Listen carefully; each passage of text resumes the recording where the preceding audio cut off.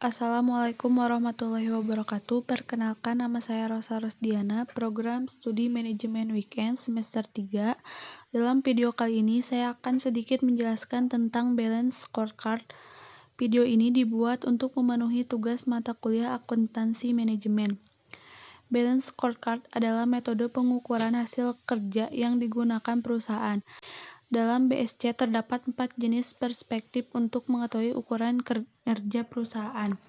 Yang pertama, perspektif keuangan adalah erat kaitannya dengan pemasukan dan pengeluaran perusahaan. Dengan kata lain, perusahaan harus mampu mengelola keuangan dengan baik agar keuangannya terus stabil. Yang kedua, perspektif pelanggan adalah berkaitan erat dengan cara perusahaan melayani pelanggan. Dalam hal ini, setiap pelanggan harus diperlakukan secara layak, dengan begitu mereka merasa puas atas pelayanan yang diberikan. Yang ketiga, perspektif proses bisnis internal.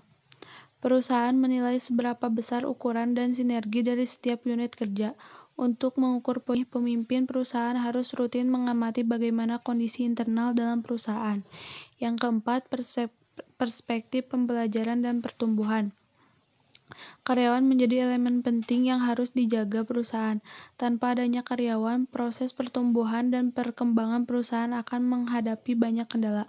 Karyawan juga berfungsi sebagai pendukung dalam perspektif keuangan dan pelanggan. Karena itu, apa yang direncanakan perusahaan dapat mencapai target yang maksimal. Untuk setiap perspektif balance scorecard, ada 4 hal yang dipantau. Yang pertama, tujuan. Yang kedua, pengukuran. Yang ketiga, target. Yang keempat, inisiatif. Ilustrasi kedua. 4 tahapan penting penyusunan strategi manajemen dalam balance scorecard. Yang pertama, menerjemahkan visi menjadi strategi. Setiap perusahaan atau organisasi pastinya memiliki visi tersendiri.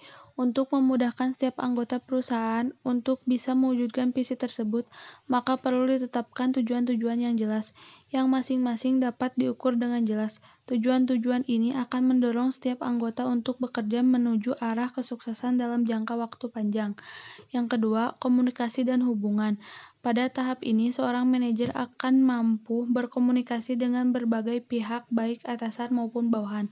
Konsep PSC akan membantu dalam memastikan sang manajer bahwa semua pihak di dalam perusahaan yang berasal dari departemen dan level yang berbeda memahami dengan jelas strategi jangka panjang yang dipergunakan oleh perusahaan tersebut, dan hendaknya semua pihak menyelaraskan langkah mereka dengan strategi tersebut.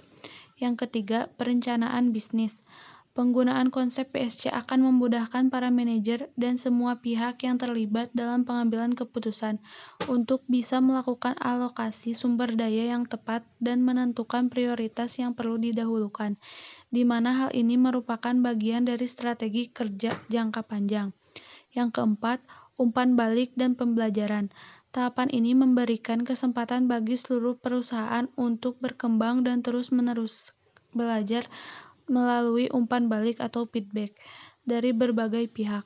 Dengan konsep BSC sebagai pusat dari sistem manajemen yang ada, setiap perusahaan akan bisa memonitor hasil jangka pendek yang berhasil diraih berdasarkan 3 aspek atau 3 perspektif, yaitu perspektif pelanggan, proses bisnis internal, dan juga perspektif pembelajaran, di mana kemudian bisa dilakukan evaluasi mengenai performa kerja yang ada dan pembaharuan strategi bila diperlukan.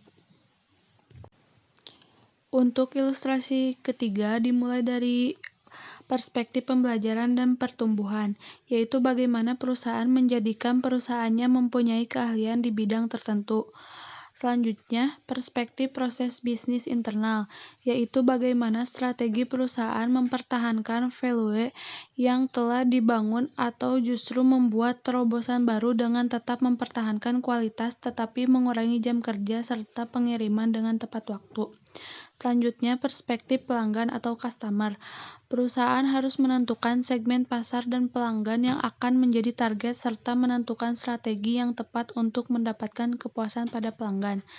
Dan yang terakhir, perspektif keuangan atau finansial. Penggunaan kinerja laba bersih dan ROI adalah laba dari investasi, karena tolak ukur tersebut secara umum digunakan dalam perusahaan untuk mengetahui laba. Perspektif keuangan digunakan dalam balance scorecard karena untuk ukuran keuangan menunjukkan apakah perencanaan dan pelaksanaan strategi perusahaan memberikan perbaikan atau tidak terhadap peningkatan keuntungan perusahaan. Mungkin itu saja yang dapat saya sampaikan. Terima kasih. Wassalamualaikum warahmatullahi wabarakatuh.